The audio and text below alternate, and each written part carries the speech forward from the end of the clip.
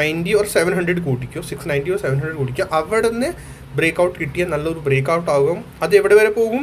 ഈ ടോപ്പിൻ്റെ ആ ഒരു ഏരിയ ഫുൾ റെസിസ്റ്റൻസ് ആണ്, ശ്രദ്ധിക്കണം. ഇവിടെ ഇപ്പോൾ നമുക്ക് ഇന്ന് ഇവിടെ നിന്ന് ഇത് കണ്ട് സപ്പോർട്ട് എടുത്തു, ഇവിടെ നിന്ന് മുകളിലേക്ക് കയറണു.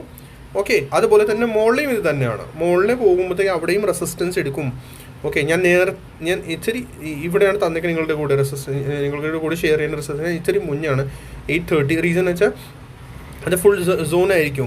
ഓക്കെ, ഇവിടെ നിന്നാണല്ലോ ഹ്യൂജ് ക്വാണ്ടിറ്റി ഇട്ടേക്കുന്നത് ഈ ഒരു കാൻഡലിന്. സോ 823, 25. ഓക്കെ, ബട്ട് ഈ ഒരു കാൻഡലിൻ്റെ ഹൈ കൂടിയും റെസിസ്റ്റൻസ് തന്നെ ആയിരിക്കും, ശ്രദ്ധിക്കണം. ബട്ട് ഇവിടെ നിന്ന് ലിക്വിഡ് സ്വീപ്പ് ചെയ്യുകയാണെങ്കിൽ ലിക്വിഡ് സ്വീപ്പ് എന്ന് പറഞ്ഞാൽ ഫാസ്റ്റ് മൂവ് ആവണം. ഓക്കെ, ഫാസ്റ്റ് മൂവ് ആവണം. അതും ഹ്യൂജ് മണിയുടെ ആയിരിക്കും ലിക്വിഡ് സ്വീപ്പ്. നമുക്ക് റീറ്റെയിലേഴ്സ് ഒന്നും പറ്റത്തില്ല. ബട്ട് ഇവിടെ ഇരിക്കുന്നതൊക്കെ റീറ്റെയിലേഴ്സാണ്. ഈ സ്മോൾ മൂവ്സ് ഉണ്ടല്ലോ, ഇതൊക്കെ എല്ലാം റീറ്റെയിലേഴ്സിൻ്റെ മൂവ് ആയിരിക്കും. ഹ്യൂജ് മണി ഇത് മൂവ് ചെയ്തൊന്നും ഉണ്ടാവില്ല. അവരിടുന്നത് ഒറ്റയടിക്ക് കുറേ കാൻഡിൽസ് ആണ്. അവരിപ്പോൾ വെയിറ്റ്